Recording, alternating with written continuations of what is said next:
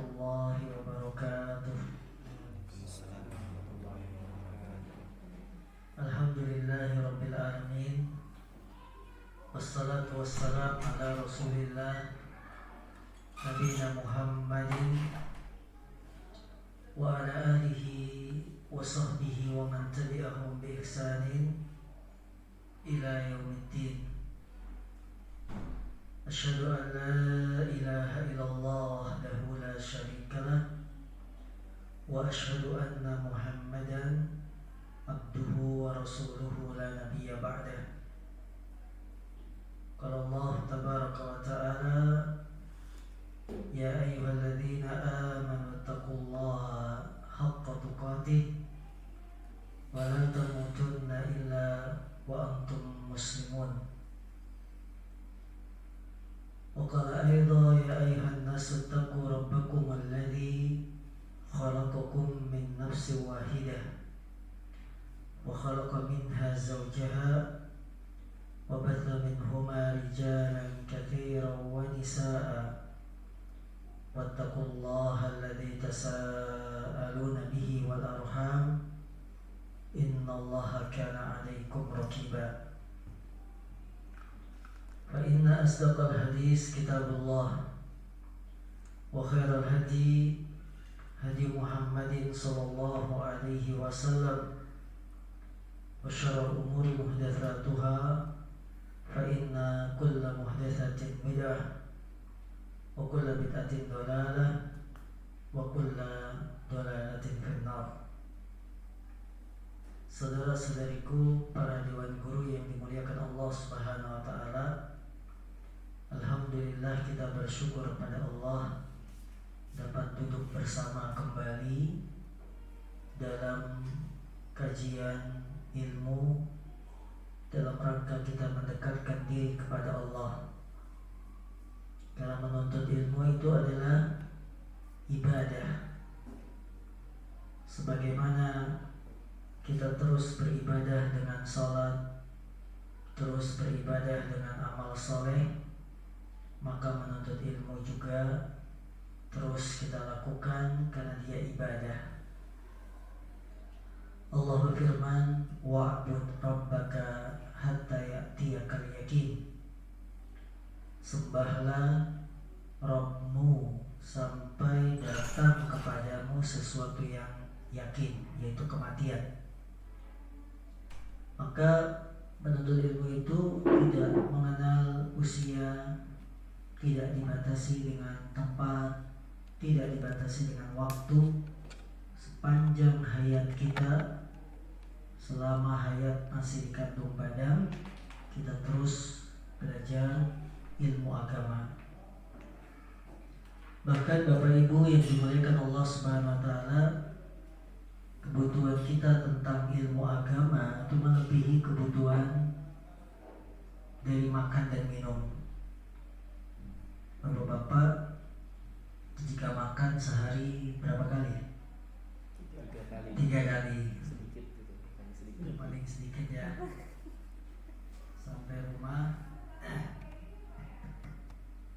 Sampai rumah asar ngemil, nambah makanan ringan. Paling sedikit minimal kita 3 kali sehari. Kebutuhan kita terhadap ilmu agama melebihi kebutuhan makan dan minum. Karena sepanjang hidup kita butuh ilmu agama. Bapak Ibu guru bisa coba renungkan kegiatan kita sehari-hari. Dari mulai bangun tidur, apa yang kita lakukan, semuanya berhubungan dengan ilmu agama. Bangun tidur membaca doa. Apa doanya? Bangun tidur, alhamdulillahilladzi ahyana ba'da ma amatana wa ilaihi nusyur. Doa. Yang tidak memiliki ilmu agama tentu dia akan bangun ya bangun saja. Tapi kita sebagai seorang muslim mengawali dengan membaca doa. Ini kan berhubungan dengan ilmu agama. Ya, setelah itu kita beranjak pergi buang hajat, membersihkan, persiapan untuk sholat dan seterusnya. Rasulullah mengatakan apabila seorang muslim bangun di waktu malam, maka terlepaslah satu ikatan. Apabila dia berangkat ke kamar mandi untuk berwudu, bersih-bersih, terlepas lagi satu ikatan. Apabila dia bangun untuk sholat, semua ikatannya lepas, dan jiwanya akan menjadi baik, semangat ketika bangun untuk sholat. Ini semuanya ibadah. Ini semuanya membutuhkan ilmu agama. Namun orang-orang yang tidak memiliki agama tidur sepulasnya, tidur seenaknya, tidak kenal waktu subuh. Mereka tidak kenal yang namanya dikencingi setan. Mereka tidak percaya itu. Tapi kita sebagai seorang muslim,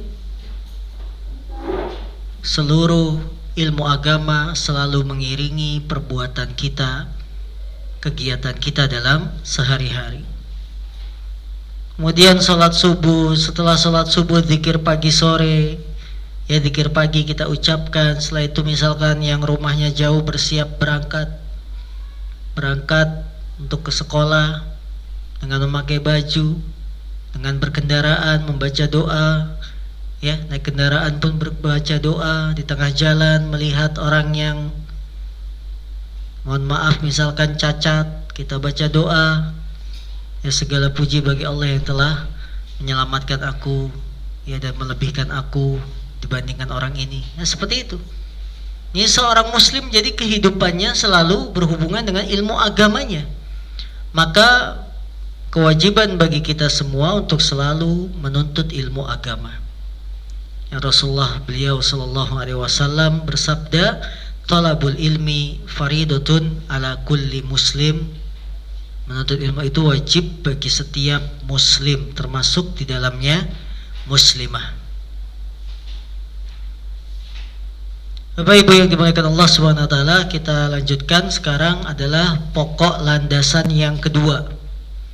Karena yang akan kita pelajari adalah 6 pokok landasan utama. 6 pokok landasan utama. Pokok landasan yang kedua, penulis rahimahullah beliau mengatakan, amarallahu bil ijtima'i fid din wa naha anit tafarruqi fihi. Allah Subhanahu wa taala memerintahkan kita bersatu di dalam agama dan melarang dari yang namanya berpecah belah. Termasuk prinsip dalam agama Islam adalah bersatu, tidak berpecah belah. Karena persatuan lawan dari kata perselisihan. Bersatu, tidak berpecah belah termasuk prinsip dalam agama kita. Sangat banyak ayat Al-Quran yang memerintahkan kita untuk bersatu. Di antaranya Allah berfirman, wa'tasimu bihablillahi jami'a wa la tafarraqu. Berpegang teguhlah kalian dengan tali Allah dan jangan kalian berpecah belah. Berpegang teguh dengan tali Allah maksudnya berpegang dengan Al-Quran. Berpegang dengan Al-Quran, bersatu. Dalam ayat yang lain Allah berfirman, wala takunu minal musyrikin minal ladzina farraqu dinahum wa kanu syi'a.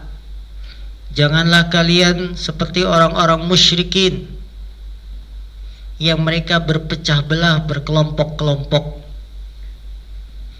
Islam agama yang satu, ya, agama yang satu, agama yang dibawa oleh para nabi dan rasul itu satu, sama. Maka Islam memerintahkan kita bersatu di dalam agama, tidak berpecah belah. Karena perpecahan itu menyebabkan kelemahan. Allah berfirman, wala tafarraqu fatafshala wa tadhhaba rihukum. Wala tafarraqu fatafshalu wa tadhhaba rihukum. Jangan kalian berpecah belah, yang menyebabkan kalian akan menjadi lemah dan hilang kekuatan. Ibaratnya Pak Hasan menyapu jalan pakai sapu lidi. Nah, sampahnya bisa disapu tidak? Bisa. Tapi kalau sapu lidihnya hanya diambil satu batang, nah satu lidi, itu sampahnya bisa disapu tidak? Tidak bisa. Itulah persatuan. Betul? Nah, satu batang lidi dikumpulkan bisa bermanfaat. Nyapu jalan jadi bersih, indah. Tapi bila masing-masing Pak Guru megang satu batang lidi nyapu satu-satu, lama selesainya. Karena berpecah-pecah. Coba dijadikan satu, maka akan bermanfaat. Itulah persatuan. Bila berpecah, menyebabkan kelemahan dan hilang kekuatan kita. Dalam hadis Nabi Sallallahu Alaihi Wasallam, beliau Nabi kita yang mulia juga melarang yang namanya berpecah belah. Suatu ketika ada seorang muhajirin yang memukul bokong kaum Ansor. Kemudian kaum Ansor ini marah karena dipukul bokongnya. Ini penghinaan. Maka kaum Ansor, penduduk asli Madinah, memanggil kaumnya, memanggil masyarakatnya. Ya lal Ansor, wahai kaum Ansor, saya diganggu oleh pendatang, yaitu orang muhajirin. Karena muhajirin penduduk asli Mekah yang hijrah ke Madinah. Yang muhajirin ini yang memukul bokong kaum Ansor, salah seorang kaum Ansor, karena ketakutan dia pun memanggil orang-orang Mekah. Ya lal muhajirin, wahai kaum muhajirin, saya mau diserang oleh masyarakat Madinah kaum Ansor. Sudah berhadapan dua suku, suku Ansor dengan suku muhajirin. Namanya apa di negeri kita? Sudah seperti ini. Tawuran, ya, kerusuhan. Tapi dua suku, suku Jawa, suku apa misalkan. Ketika dua suku ini sudah siap akan berperang, padahal dua-duanya Muslim, Rasulullah keluar karena mendengar keributan. Kemudian Rasulullah mengatakan, ma hadhihi da'wal jahiliyah.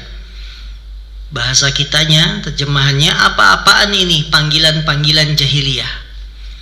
Apa yang dimaksud panggilan jahiliyah oleh Nabi? Yaitu panggilan kesukuan, fanatisme. Yang ini memanggil kaum Ansor, yang ini memanggil kaum muhajirin. Apaan ini? Panggilan-panggilan kesukuan yang akan menyebabkan masing-masing berbangga dengan sukunya.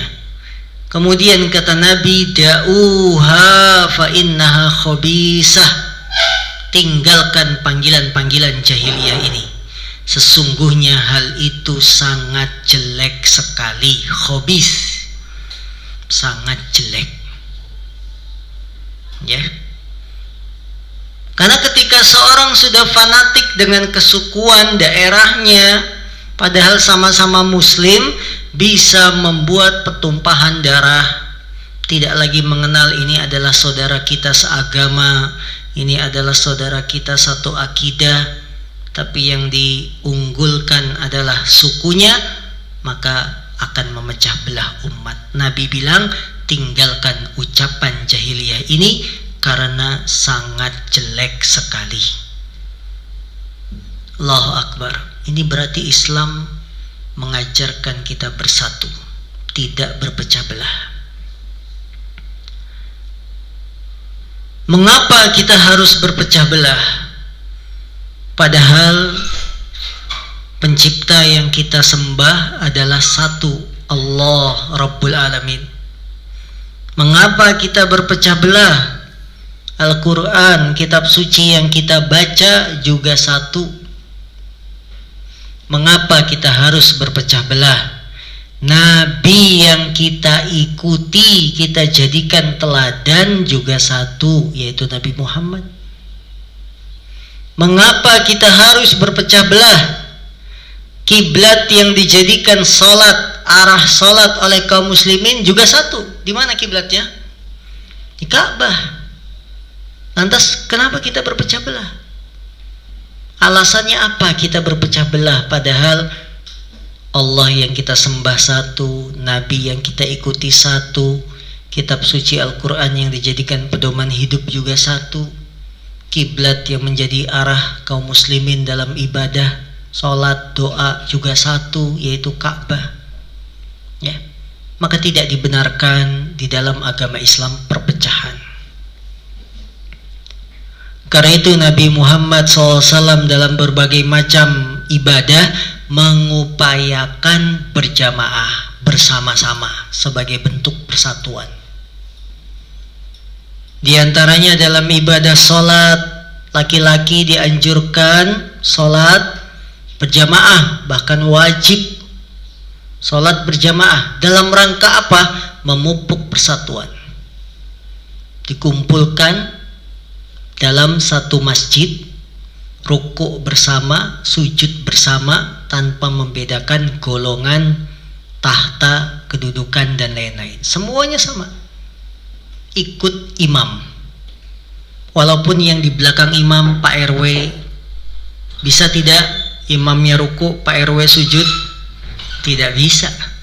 Karena harus bersatu. Ini berarti dalam ibadah diajarkan persatuan. Dalam ibadah puasa, Nabi SAW bersabda,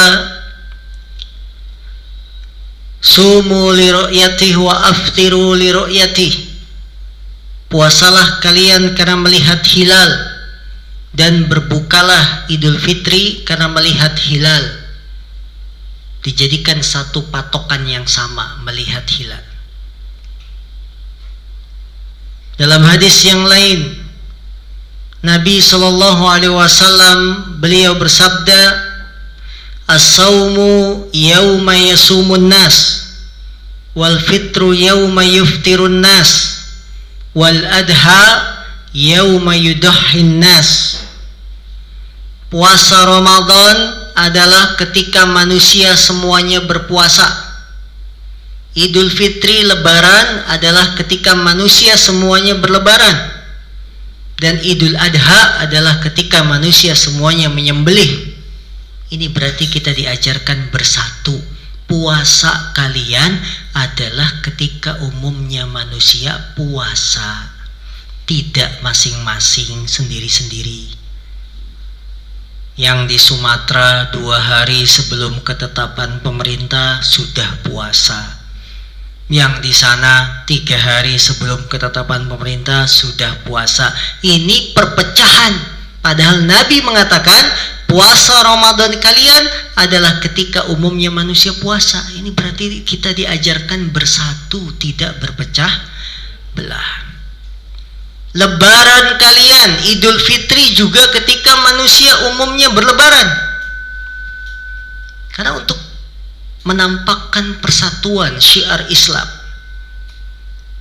Coba Bapak Ibu guru, enak tidak ketika kita lebaran sendirian?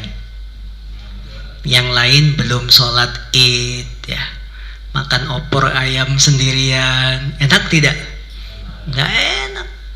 Jelas sama-sama itu enak. Karena kalau beribadahnya sama-sama, ini meringankan beban. Bapak Ibu sekarang hari Selasa, ada yang puasa kemarin? Ada yang puasa kemarin? Misalnya kita ibadah puasa sunnah hari Senin sendirian, yang lain Bapak Guru makan-makan. Berat tidak? Berat. Coba puasa Ramadan, sama-sama ringan, tidak terasa. Azan subuh sama-sama stop, tidak boleh makan. Nanti boleh lagi maghrib. Ini meringankan beban mental karena dikerjakan sama-sama. Ya. Tapi kalau masing-masing beribadah, berat. Begitulah indahnya syariat Islam mengajarkan kita persatuan. Lebaran itu adalah ketika manusia umumnya lebaran. Idul Adha juga ketika umumnya manusia menyembelih. Maka tidak boleh Idul Adha potong kambing sebelum sholat Idul Adha selesai. Aneh. Belum mulai sholat kok sudah potong duluan. Saya ingin berbuat baik kepada panitia supaya mereka sarapan kambing sebelum sholat. Tidak boleh, ya. Karena Islam mengajarkan persatuan, tidak berpecah belah. Ya, dengan beribadah bersama-sama, tidak berpecah belah, ini akan meringankan beban kita karena dipikul bersama. Karena itulah Allah berfirman, kutiba alaikum kama kutiba alal ladzina min qablikum. Puasa Ramadan itu diwajibkan atas kalian sebagaimana diwajibkan atas umat-umat sebelumnya. Para ahli tafsir mengatakan ayat ini adalah hiburan bagi kaum muslimin, bahwa kalian puasa Ramadan itu tidak sendirian, sudah diwajibkan kepada umat sebelumnya. Bukan kalian saja yang wajib puasa Ramadan, karena kata Allah, kama kutiba alal ladzina min qablikum, sebagaimana puasa Ramadan ini sudah pernah diwajibkan kepada umat sebelum kalian. Berarti hiburan bagi kita bahwa kita melaksanakan ibadah ini bersama. Ya. Tujuan dalam agama persatuan, bukan perpecahan. Di dalam syariat zakat, bagaimana yang kaya membantu yang miskin, ini pun dalam rangka memupuk persatuan, tidak perpecahan. Betapa banyak kasus-kasus ketika yang kaya lupa dengan yang miskin, akhirnya yang miskin mengambil kekayaan milik orang kaya tanpa hak. Islam memerintahkan yang kaya bayar zakat. Demi apa? Demi persatuan, agar bagaimana yang golongan bawah bisa merasakan ya persamaan karena dia mendapat bantuan dari zakat. Ini syariat zakat. Di dalamnya ada nilai-nilai persatuan. Ibadah haji apalagi sangat kental, sangat kentara. Apa kentara itu? Nampak kelihatan persatuannya. Semua yang berangkat umrah, berangkat haji, laki-laki hanya memakai 2 lembar kain ihram putih. Tidak ada istilahnya ini ya kepala sekolah royahin, lainlah kain ihramnya batik. Coba bikin eksperimen umroh pakai kain batik untuk menunjukkan identitas sekolah. Tidak ada, semuanya sama. Karena dalam ibadah haji kentara, sangat kelihatan persatuan. Semuanya pakai kain ihram laki-laki. Semuanya berkumpul di padang Arafah untuk wukuf. Dan di sana apapun dia kedudukannya, apakah presiden, apakah orang pejabat, sama di padang Arafah. Maka di padang Arafah tidak ada hotel. Oh ini presiden nih VIP, di hotel wukufnya. Tidak ada. Semuanya di padang pasir, di bawah tenda, masuk. Dah. Persatuan. Ya, sangat nampak sekali kelihatan persatuan itu ketika pelaksanaan ibadah haji. Maka saudara-saudariku yang dimuliakan Allah Subhanahu wa taala, agama Islam ya, pokok yang kedua ini, pokok landasan yang kedua, agama memerintahkan kita bersatu dan melarang dari yang namanya perpecahan.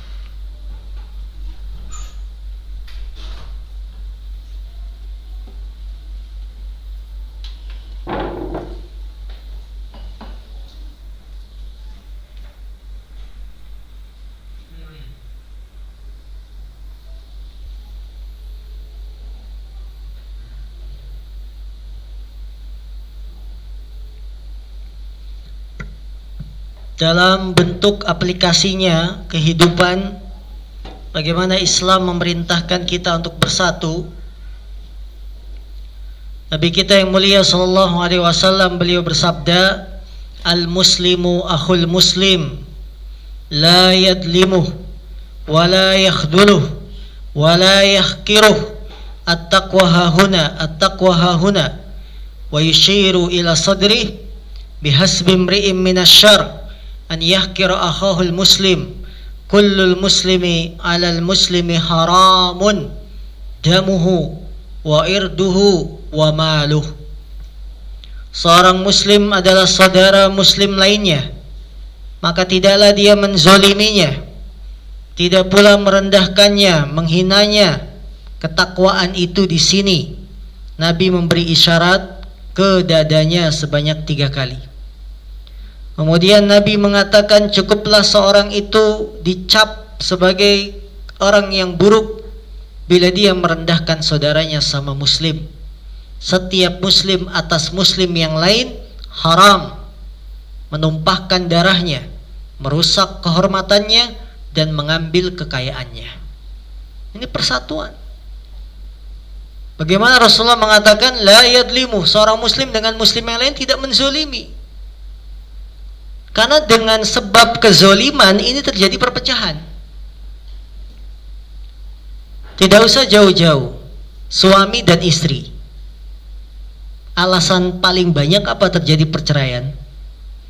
Kezoliman salah satunya. Betul? Iya. Tidak diberi nafkah, ditinggal lama, suami tidak menunaikan kewajibannya, kezoliman. Maka Nabi bilang, kalau ingin mewujudkan persatuan, la yadlimu, tidak saling menzolimi. Karena kezoliman itu isu paling panas untuk memecah belah. Isu yang paling panas yang bisa diangkat untuk memecah belah itu kezoliman. Bagaimana ibu mertua, bapak mertua bisa memaksa putrinya pisah dengan suaminya dengan isu kezoliman. Suami kamu mana tidak tanggung jawab, kamu ditinggal, zolim ya. Suami kamu nikah lagi, zolim. Nah, begitu. Ya. Maka kezoliman harus dimusnahkan, tapi yang ditegakkan keadilan supaya wujud persatuan itu ada. Isu kezoliman ini memang dapat diangkat untuk memecah belah. Rakyat kalau sudah diangkat kezoliman pemerintah, panas tidak? Wah, jangan kira Jakarta luluh lantah kalau sudah isu kezoliman diangkat. Pecah belah. Ya. Kerusuhan. Ada yang sudah lahir tahun 1998. Sudah masih kecil ya. Pak Hasan sudah. Pak Hasan kelahiran tahun berapa? Tahun 80. 80 berapa ini? Pas. Oh, berarti seumur dengan saya. 98 itu saya kelas 2 SMA. Kerusuhan di mana-mana. Jakarta sudah seperti bukan ibu kota. Pencurian, pemerkosaan, penghancuran toko-toko, penjarahan. Karena yang diangkat isunya apa? Kezoliman. Sehingga terjadi krisis ekonomi besar-besaran. Nah itu. Maka betul kata Rasulullah SAW, seorang muslim itu saudara muslim yang lain. Untuk mengingatkan supaya kita bersama, maka jangan menzoliminya. Karena memang isu kezoliman ini bisa memecah belah persaudaraan kaum muslimin. Allahu Akbar. Nabi mengucapkan hadis ini sudah ribuan tahun yang lalu. Seolah-olah baru hari ini beliau mengucapkan di hadapan kita. Tidak, apalagi tidak merendahkan. Nah, merendahkan orang lain akan membuat perselisihan, pertengkaran, ya. Jika suami tidak menghargai istri, keributan yang ada. Istri tidak menghargai suami, keributan yang ada. Aku menyesal mas menikah dengan kamu. Waduh, menyesal. Nah, kenapa menyesal? Kenapa tidak dari kemarin? Pak Afif jangan ketawa, belum tahu rasanya. Iya ya, segera Pak Afif ya, 2020 mau habis. Nunggu apa Pak Afif itu? Motornya sudah oke kan? Kita aja kalah, tidak punya motor seperti Pak Afif. Baik, yaitu merendahkan bisa menyebabkan perpecahan, perselisihan. Ketakwaan itu di sini kata Nabi, sambil menunjuk berisyarat ke dadanya sebanyak 3 kali. Cukuplah seorang itu dianggap berdosa, kata Rasul SAW, apabila dia merendahkan saudaranya. Kita tidak boleh merendahkan saudaranya, membusungkan dada, congkak, angkuh, merasa lebih tinggi. Tidak. Nabi kita yang mulia sallallahu alaihi wasallam, beliau orang yang paling tawadhu, merendah hati. Beliau tidak mengangkat derajatnya di hadapan para sahabat karena beliau inginkan persatuan. Beliau berjalan dengan anak kecil, beliau berjalan dengan orang-orang yang membutuhkan, para janda beliau penuhi kebutuhannya karena dalam rangka memupuk persatuan. Bahkan ketika Rasulullah SAW sedang mengumpulkan petinggi-petinggi, kemudian Nabi Muhammad SAW mengacuhkan orang yang buta, turunlah ayat abasa wa tawalla an ja'ahul a'ma, telah berpaling dan bermuka masam. Dan ya, telah berpaling dan bermuka masam, maksud siapa? Nabi Muhammad. An ja'ahul a'ma, ketika datang kepadanya seorang yang buta, Nabi tidak pedulikan karena Nabi sedang berbicara dengan para pembesar, para petinggi, pemimpin kaum, suku. Allah tegur sikap Rasul seperti itu karena meremehkan, merendahkan, menganggap tidak penting bisa membuat perpecahan dan perselisihan. Maka Rasulullah mengatakan, cukuplah seorang itu dianggap buruk bila dia merendahkan saudaranya. Setiap muslim atas muslim yang lain haram darahnya. Darah tidak boleh ditumpahkan kecuali dengan alasan yang hak. Maka kita tidak boleh sembarangan melukai, ya, sembarangan membunuh, akan menyebabkan persatuan kita akan koyak, rusak. Permasalahan darah, permasalahan yang pertama kali ditanya pada hari kiamat. Maka haram darah kita, supaya persatuan kita kuat. Tapi jika sudah darah ini dihalalkan, saling menumpahkan darah, bukan lagi persatuan, yang ada adalah perpecahan. Haram apalagi kehormatannya, tidak boleh dirusak, tidak boleh dicela, tidak boleh dihina. Kehormatan seorang muslim sangat tinggi sekali. Dalam Islam dijaga yang namanya kehormatan. Tidak ada jalan yang halal untuk menghalalkan kehormatan wanita kecuali dengan menikah. Tidak boleh kita menuduh wanita baik-baik berzina, tidak boleh. Yang menuduh terkena hukuman 80 kali cambukan. Karena betapa dijaganya kehormatan seorang. Dengan menjaga kehormatan seorang, persatuan akan terpupuk. Haram kekayaannya, tidak boleh diambil dengan cara yang batil. Allah berfirman, ya ayyuhalladzina amanu la ta'kulu amwalakum bainakum bil batil. Wahai orang-orang yang beriman, janganlah kalian memakan harta-harta kalian dengan jalan cara yang batil. Cara riba, mengambil uang orang tanpa hak. Maka haram, kata Nabi, harta seorang itu dijaga. diharamkan pencurian, diharamkan begal, rampok, dan sejenisnya. Karena ini merupakan sebab-sebab perselisihan, sebab-sebab perpecahan. Masalah uang. Betapa banyak teman akrab, persahabatan mereka musnah, hilang gara-gara uang. Betapa banyak kerjasama, investasi, apalagi namanya kongsi dagang, rusak persahabatannya gara-gara uang. Maka Nabi bilang haram seorang muslim itu mengambil uang milik orang lain. Haram hartanya, dijaga oleh Islam. Bentuk yang lain, Islam memerintahkan persatuan dan melarang perpecahan. Nabi bersabda, wala tahasadu, jangan kalian saling hasad, iri. Karena hasad adalah penyakitnya iblis yang bisa membuat perpecahan.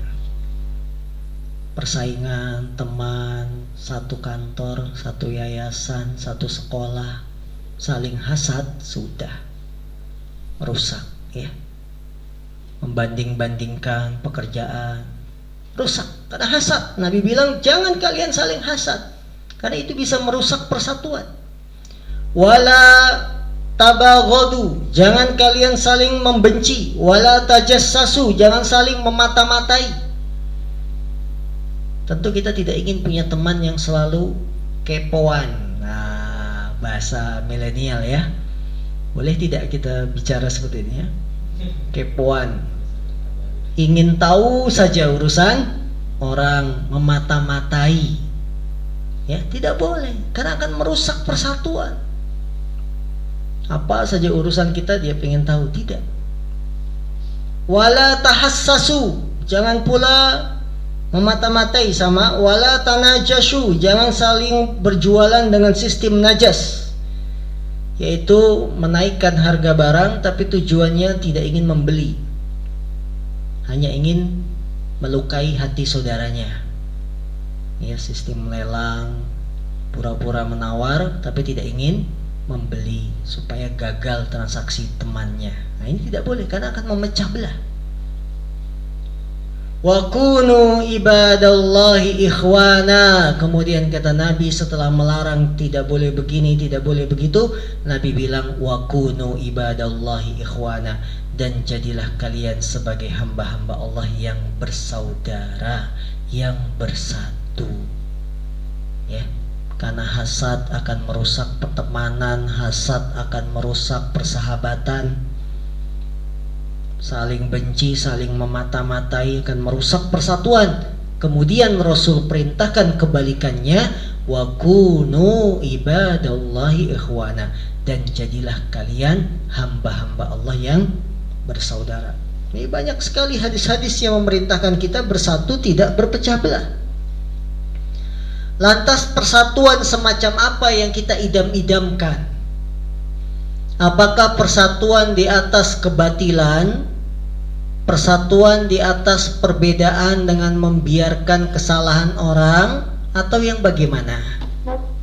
Ayatnya jelas, wa'tasimu bihablillahi jami'a, bersatulah kalian, berpeganglah kalian dengan tali Allah, yaitu Al-Quran. Al-Quran satu, ini pegangan kita, pedoman kita.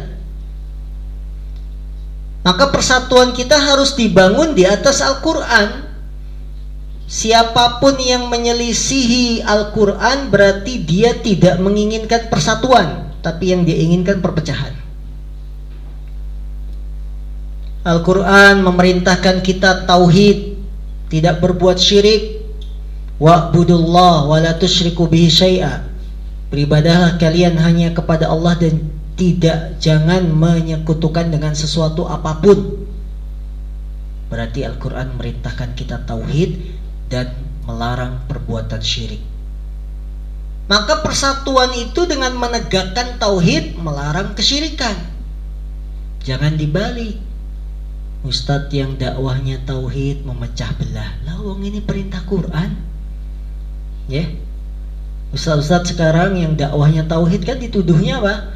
Pemecah belah umat. Kamu itu dakwahnya tauhid memecah belah umat. Umat kan sudah dalam keadaan aman, terkendali, tiba-tiba kamu dakwah tauhid memecah belah. Tidak. Persatuan kita itu dibangun di atas Quran, karena Allah berfirman, wa'tasimu bihablillah, berpegang teguhlah kalian dengan tali Allah, yaitu Quran. Dan Quran memerintahkan kita tauhid, melarang syirik. Berarti tauhid itu menyatukan, bukan memecah belah. Bagaimana Nabi Muhammad menyatukan penduduk Mekah dengan Madinah dengan tauhid? Ya. Jadi salah jika ada yang menuduh dakwah tauhid itu memecah belah, justru ini menyatukan. Persatuan kita dibangun di atas apa lagi? Di atas sunnah, di atas hadis Nabi SAW sebagai sumber hukum kedua di dalam kehidupan. Maka yang menyelisihi hadis Nabi, dia tidak menginginkan persatuan, dia menginginkan perpecahan. Maka hadis Nabi harus dijadikan hakim, penyelesai segala urusan perselisihan. Kembalikan pada Al-Quran dan hadis. Wa in tanaza'tum fi syai'in farudduhu ilallahi wa rasul. Apabila kalian berselisih dalam satu perkara saja, kembalikan perselisihan itu ilallah, kepada Allah. Itu maksudnya Al-Quran. Wa rasul, kembalikanlah perselisihan itu kepada Rasul, maksudnya hadis-hadis Nabi SAW. Jadi persatuan kita itu bukan saling membiarkan, yang syirik dibiarkan syirik, yang menyelisih sunnah dibiarkan, tidak. Justru kita menegakkan dakwah ini, yang syirik diajak tauhid supaya bersatu, sebagaimana dakwahnya Nabi. Nabi di Mekah dakwah tauhid, mengajak yang nyembah patung supaya kembali menyembah Allah. Itulah persatuan, bukan memecah belah. Ya. Persatuan dibangun di atas as-sunnah, hadis Nabi SAW. Maka kita ajak masyarakat mengikuti sunnah Nabi, bukan sekedar pengakuan, bukan sekedar hamasah, semangat belaka tanpa bukti untuk mengikuti Rasul SAW. Ini persatuan kita, bukan persatuan yang saling membiarkan perbedaan. Karena perbedaan itu ada yang bisa ditoleransi, ada yang tidak bisa ditoleransi. Perbedaan yang tidak bisa ditoleransi antara tauhid dan syirik ini tidak ada kata toleransi. Yang syirik kembali ke tauhid, ini tidak ada toleransi. Udahlah, sama-sama ya, biarkan yang nyembah kuburan ya biarkan, yang sholat ke masjid karena Allah ya biarkan. Tidak bisa seperti itu. Nabi itu di Mekah dakwahnya yang berbuat syirik diajak ke tauhid. Jadi persatuan itu bukan membiarkan seseorang dalam kesalahan. Kalau kesalahannya termasuk masalah prinsip, tidak ada toleransi. Contohnya tauhid, ini prinsip. Yang berbuat syirik, Anda tegur, nasihati, kembali tauhid. Dengan kita menegur, bukan berarti kita memecah belah, tapi kita ingin bersatu, tapi bersatunya di atas tauhid. Ya. Ini perbedaan yang tidak ada toleransi. Yaitu dalam masalah tauhid, akidah, ini harus satu. Karena menyembah Allah itu satu. Jika melihat ada kaum muslimin menyembah Tuhannya tiga, tidak diterima. Jangan alasan toleransilah, biarkan dia. Tidak bisa.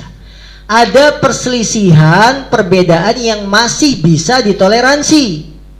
Perbedaan dalam masalah fikih, ya, masalah fikih.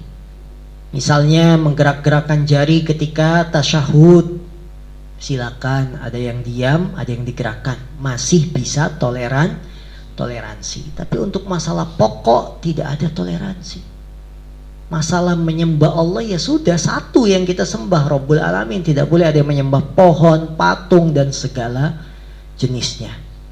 Maka kaum muslimin, persatuan kita itu dibangun di atas dua asas ini, Al-Quran dan Sunnah Nabi Sallallahu Alaihi Wasallam, dengan penjelasan para sahabat, penjelasan para ulama, penjelasan ya orang-orang yang memang mereka dipercaya dari sisi ilmunya. Baik, ada pertanyaan sampai sini? Silakan. Kondol. Bagaimana dengan organisasi Islam yang banyak anggotanya itu, kalau kita masuk ini, bukan maksudnya, apakah adanya organisasi Islam ini disebut sebagai berkelompok-kelompok?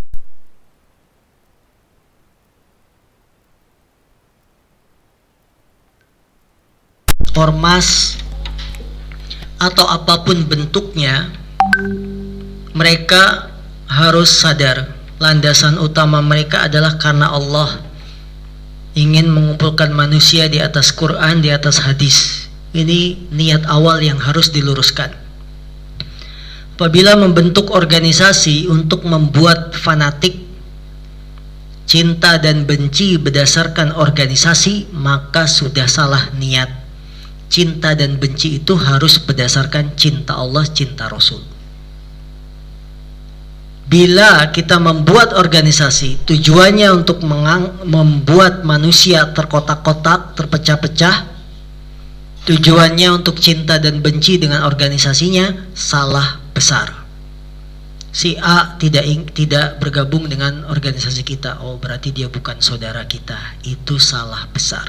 Cinta dan benci harus dibangun di atas cinta karena Allah, benci karena Allah, cinta karena Rasul, benci karena Rasul. Seperti itu. Tidak boleh cinta dan benci itu dibangun di atas loyalitas kepada organisasi. Ini sikap yang salah, berlebihan dalam agama. Ketika pimpinan organisasi memerintahkan A, kemudian keterangan Quran mengatakan B, maka ambil Quran, jangan mengambil organisasi. Seperti itu. Karena cinta benci kita harus berdasarkan Quran dan hadis, bukan berdasarkan organisasi. Akan sangat tercela karena kita tidak ada kewajiban mengikuti siapapun kecuali mengikuti Allah, mengikuti Rasul. Betul? Sepakat? Ini yang kita harus sepakati. Tidak ada kewajiban seorang muslim terhadap orang lain yang harus kita ikuti kecuali Allah dan Rasul. Adapun manusia yang lain sifatnya hanya apa? Sementara. Kalau memang merintahkan kebaikan kita ikuti, jika menyelisihi tidak kita ikuti. Bukan wajib mutlak. Jika wajib mutlak hanya kepada Allah dan Rasul. Maka sangat besar kalau kita katakan ini imam besar kaum muslimin Indonesia yang tidak ikut, dia bukan orang Islam. Siapa dia? Tidak ada sekali lagi kewajiban kita mengikuti kecuali Allah dan Rasul. Itu titik. Ya. Kalau mengatakan ini imam besar harus ikut, harus baiat, ini namanya sikap berlebihan. Karena yang wajib kita ikuti adalah Allah dan Rasul, bukan yang lain. Manusia biasa sifatnya bukan kewajiban yang mutlak. Jika sesuai Quran Sunnah kita ikut, kalau tidak mohon maaf. Ya seperti itu. Ya, nah. Ada pertanyaan dari Ibu Guru. Bismillah, Ustaz, izin bertanya. Di sekolah kami ketika sholat zuhur bagi anak-anak ikhwan melaksanakan sholat zuhurnya di sekolah karena belum dibolehkan anak laki-laki untuk berjamaah di masjid. Mungkin untuk lingkungan di sini ya Pak Ustadz ya. Kemudian akhirnya pilihan yang kami pakai adalah anak-anak ikhwan melaksanakan sholat zuhur berjamaah di sekolah dengan imam anak-anak dan Pak Guru tetap berangkat ke masjid melaksanakan sholat berjamaah. Bagaimana solusi dan hukum fikihnya? Yang pertama, anak-anak murid kita yang sekolah di sini, mereka belum wajib sholat. Kalaupun tidak sholat, tidak dosa. Kita mengatakan anak-anak mari sholat, sudah tiba waktu sholat dalam rangka pendidikan dan pembiasaan saja. Ya. Maka ketika mereka tidak pergi ke masjid, tidak ada dosa sama sekali. Tidak sholat saja tidak dosa, apalagi masih sholat cuma tidak ke masjid. Betul? Ya. Ini perlu kita pahami bahwa kewajiban sholat bagi anak laki-laki maupun wanita ketika sudah mencapai usia balik, akil balik. Kita mengatakan peraturan sekolah sholat laki-laki dan lain-lain itu hanya sekedar pembiasaan, penanaman supaya mereka terbiasa sholat, itu sudah hal baik. Ketika tidak ke masjid, mereka tidak dosa.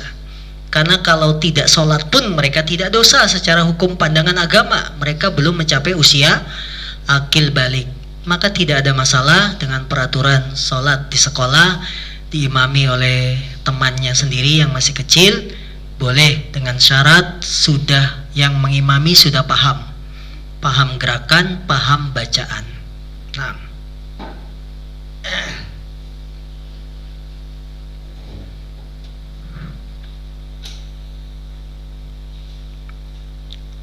cukup Bapak Ibu? Ada lagi yang lain? Sudah mengantuk belum? Nah, belum. Alhamdulillah, Pak Rifai sudah mengantuk. Ya.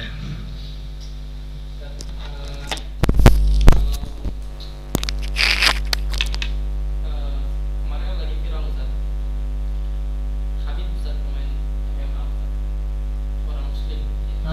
Iya. Nah itu kan kadang-kadang kan lawannya kan juga Muslim juga Ustaz. Iya. Atau mungkin bagaimana hukumnya Ustaz untuk olahraga semacam MMA itu maksudnya? Olahraga, perlombaan, olahraga dan sejenisnya terbagi menjadi 3 keadaan. Disyariatkan berpacu kuda, memanah, maka boleh.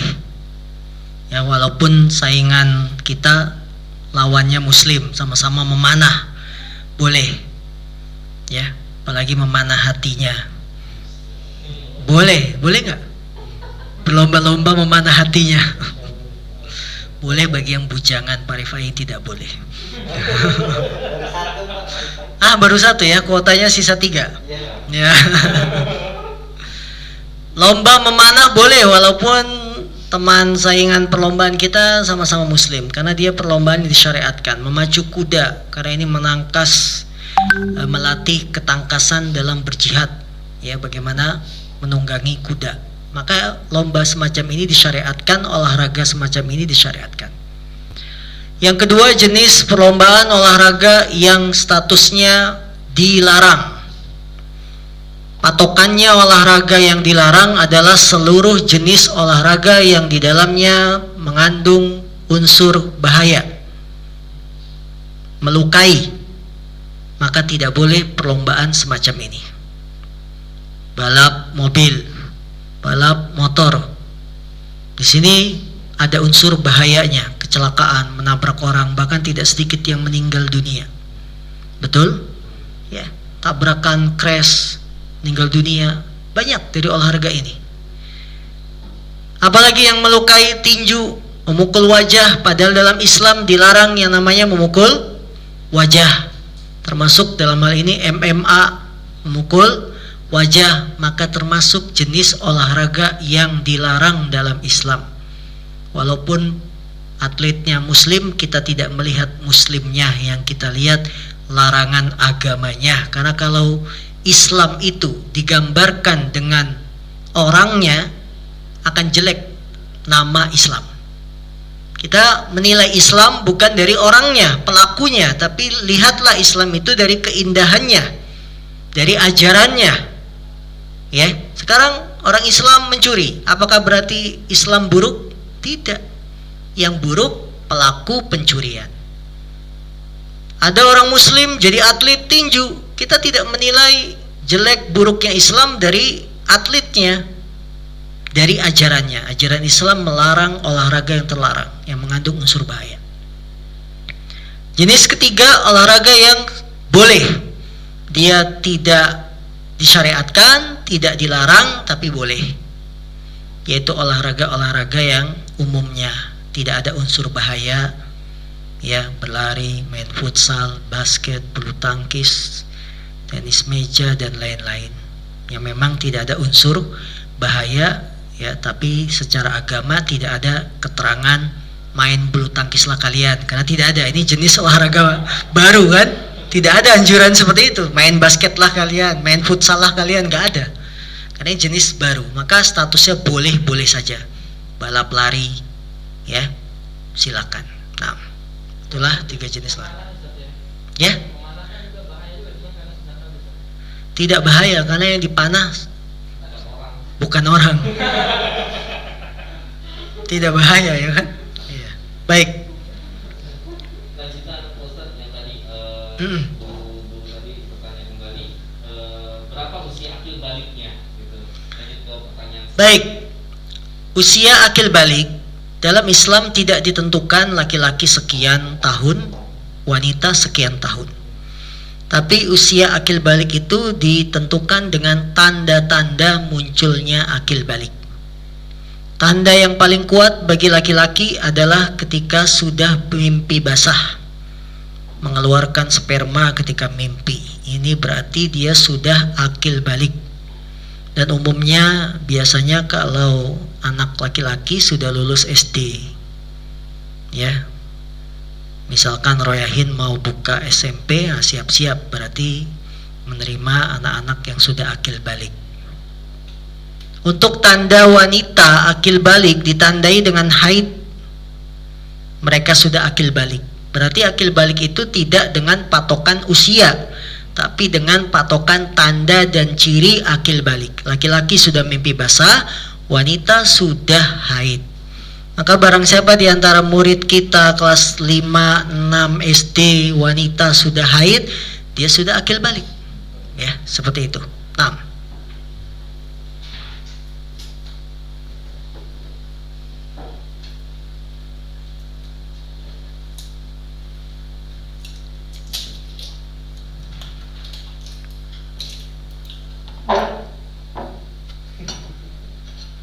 apa? Siap.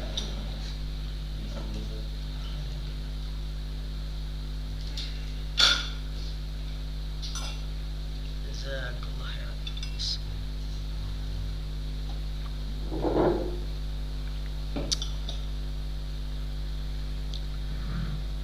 Ya, Pak Habib ya.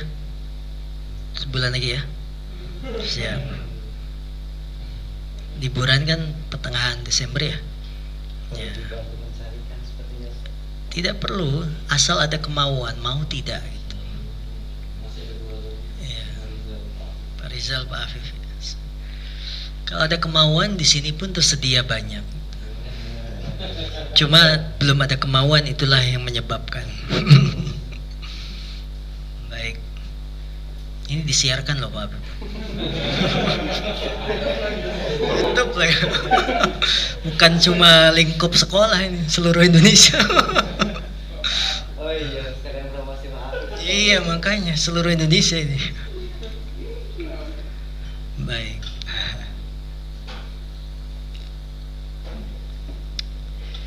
Cukup Bapak Ibu? Baik. Terkadang yang bikin syukur itu Ustaz ya, terkait masalah persatuan ya. Tadi kan kata punya itu batasannya adalah ini masalah pokok itu tidak bisa kita toleransikan. Tetapi terkadang ada masalah yang sebenarnya pokok, tapi menurut sebagian Ditarik-tarik supaya toleransi. ya, ini bukan pokok, ini masalah fikih seperti misalnya taat kepada pemimpin itu kan ada yang berbeda pendapat, dan ini bukan masalah pokok menurut mereka, tapi Iya. ini perbedaan apa ya, pandangan ulama seperti itu bagaimana? Baik. Sebenarnya nanti kita akan bahas itu ya berikutnya tentang ketaatan kepada pemimpin, apakah masalah pokok atau seperti masalah menggerakkan jari. Nah, itu. Karena ini termasuk akidah Ahlussunnah wal Jamaah yang sangat agung, ketaatan kepada pemimpin ya. Akan kita bahas nanti pada pokok yang kelima atau 6 ada di sini. Baik. Ya. kami rasa cukup 1 jam 10 menit ya sudah bersama kita lalui. Kita mohon kepada Allah Subhanahu wa taala ilmu yang bermanfaat ya, ilmu yang bisa menjadi pelita bagi kita dalam menjalani kehidupan ini, karena tidak ada yang kita inginkan dari kehidupan dunia kecuali kita mencari ridha Allah. Kita ingin mendapatkan surganya, apalagi yang kita inginkan itulah kebahagiaan. Allah berfirman, "Faman zuhziha 'anil nar wa udkhilal jannah faqad faz wa mal hayatud dunya illa mata'ul ghurur." Dan tidak barang siapa yang diselamatkan dari api neraka dan dimasukkan ke dalam surga, sungguh dialah orang yang beruntung, orang yang berhasil. Dan tidaklah kehidupan dunia kecuali hanya kesenangan yang menipu. Jadi tidak ada yang kita inginkan di dunia ini kecuali mencari ridha Allah, mencari kebaikan, ya berbekal sebaik mungkin demi kampung yang abadi yang semua kita akan ke sana. Wallahu a'lam. Subhanaka Allahumma bihamdika asyhadu an la ilaha illa anta astaghfiruka wa atubu ilaik. Walhamdulillahirabbil alamin. Assalamualaikum warahmatullahi wabarakatuh.